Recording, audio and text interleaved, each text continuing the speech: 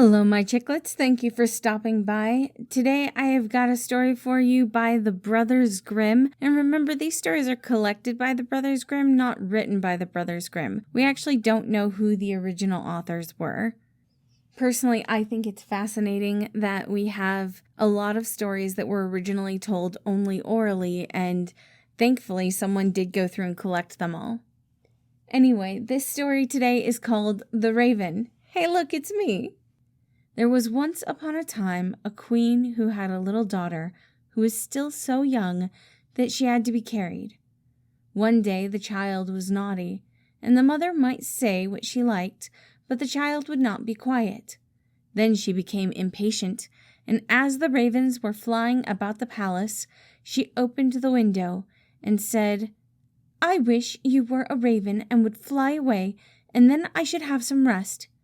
Scarcely had she spoken the words before the child was changed into a raven and flew from her arms out of the window. It flew into a dark forest and stayed in it a long time, and the parents heard nothing of their child.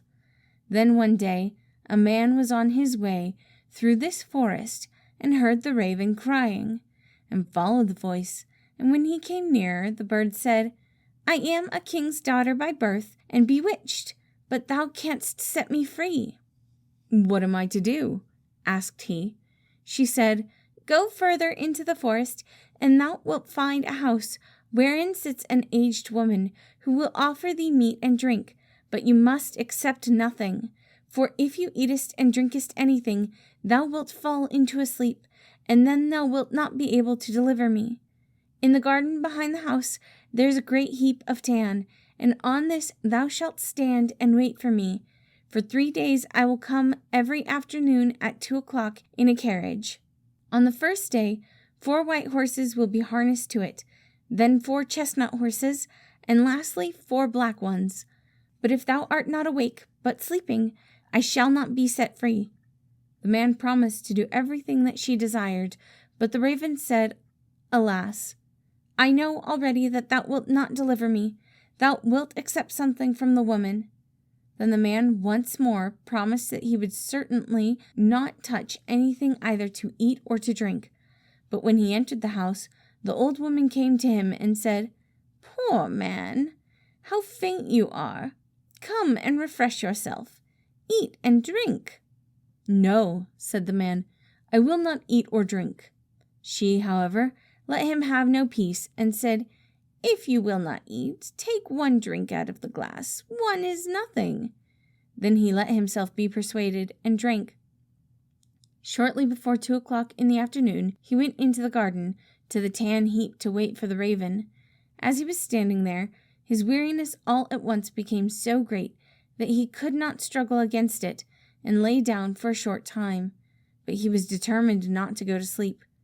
Hardly, however, he had lain down, then his eyes closed of their own accord, and he fell asleep, and slept so soundly that nothing in the world could have aroused him.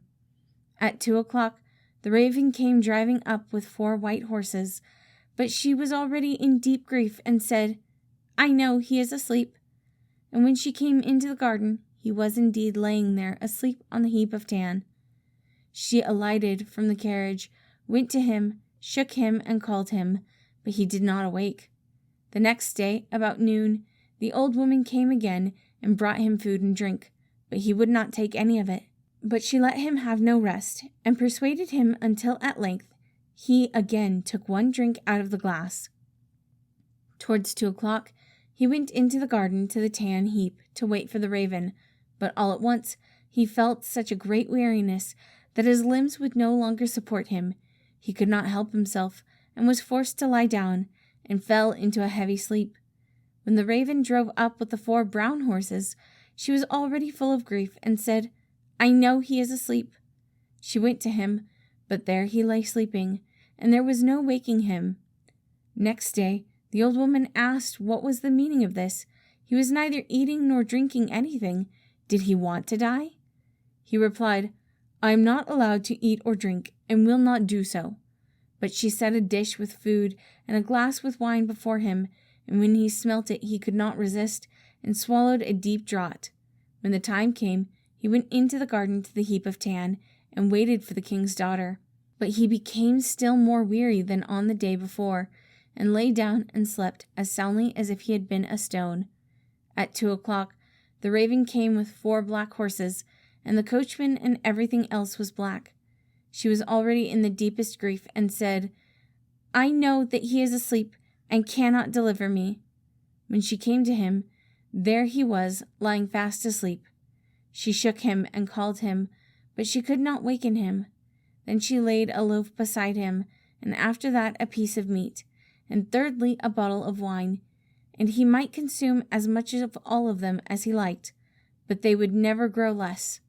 After this, she took a ring from her finger, put it on his, and her name was graven in it. Lastly, she laid a letter beside him, wherein was written what she had given him, and that none of the things would ever grow less. And in it was also written, "I see right well that here you will never be able to deliver me, but if thou art still willing to deliver me, come to the golden castle of Stormberg. It lies in thy power, of that I am certain." And when she had given him all of these things, she seated herself in her carriage, and drove to the golden castle of Stormberg. When the man awoke, and saw that he had slept, he was sad at heart, and said, "She has certainly driven by, and I have not set her free." Then he perceived the things which were laying beside him, and read the letter wherein was written how everything had happened. So he arose and went away, intending to go to the golden castle of Stormberg, but he did not know where it was. After he had walked about the world for a long time, he entered into a dark forest, and walked for 14 days, and still could not find his way out. Then it was once more evening, and he was so tired that he lay down in a thicket and fell asleep. Next day he went onwards, and in the evening, as he was again about to lie down beneath some bushes, he heard such a howling and crying that he could not go to sleep. And at that time, when people light candles, he saw one glimmering, and arose and went towards it. Then he came to a house which seemed very small, for in front of it a great giant was standing. He thought to himself, "If I go in and the giant sees me, it will very likely cost me my life." At length he ventured it and went in. When the giant saw him, he said, "It is well that thou comest, for it is long since I have eaten. I will at once eat thee for my supper." "I'd rather you would leave that alone," said the man. "I do not like to be eaten, but if thou hast any desire to eat, I have quite enough here to satisfy thee." "If that can be true," said the giant, "thou mayest be easy. I was only going to devour thee because I had nothing else." Then they went and sat down to the table, and the man took out the bread, wine, and meat, which would never come to an end. "This pleases me well," said the giant, and ate to his heart's content. Then the man said to him, "Canst thou tell me where the golden castle of Stormberg is?" The giant said, "I will look at my map. All the towns and villages and houses are to be found on it." He brought out the map which he had in the room, and looked for the castle, but it was not to be found on it. "It is no matter," said he. "I have still some larger maps in my cupboard upstairs, and we will look in them." But there, too, it was in vain. The man now wanted to go onwards, but the giant begged him to wait a few days longer until his brother, who had gone out to bring some provisions, came home. When the brother came home, they inquired about the golden castle of Stormberg. He replied, "When I have eaten and have had enough, I will look in the map." Then he went with them up to his chambers, and they searched in his map, but could not find it. Then he brought out still older maps, and they never rested until they found the golden castle of Stormberg, but it was many thousands of miles away. "How am I to get there?" asked the man. The giant said, "I have 2 hours' time, during which I will carry you into the neighborhood, but after that I must be home to suckle the child that we have." So the giant carried the man to about 100 lengths from the castle, and said, "Thou canst very well walk the rest of the way alone."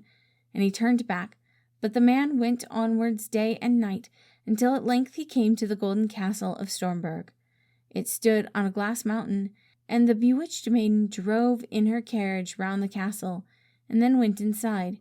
He rejoiced when he saw her, and wanted to climb up to her, but when he began to do so, he always slipped down the glass again, and when he saw that he could not reach her, he was filled with trouble, and said to himself, "I will stay down here below, and wait for her." So he built himself a hut, and stayed in it for a whole year, and every day saw the king's daughter driving about above, but never could go to her.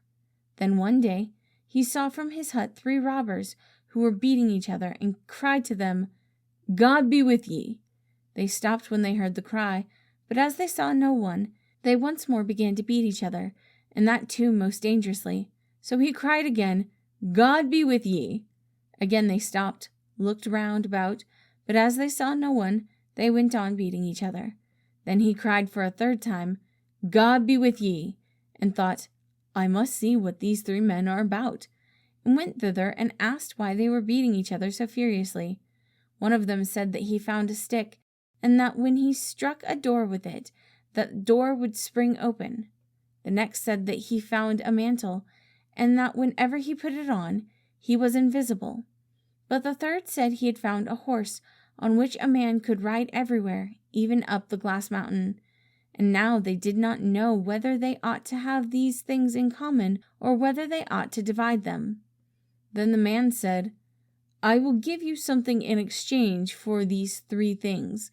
Money indeed have I not, but I have other things of more value. But first I must try yours, to see if you have told the truth." Then they put him on the horse, threw the mantle round him, and gave him the stick in his hand. When he had all these things, they were no longer able to see him, so he gave them some vigorous blows, and cried, "Now, vagabonds, you have got what you deserved. Are you satisfied?" And he rode up the glass mountain. But when he came in front of the castle at the top, it was shut.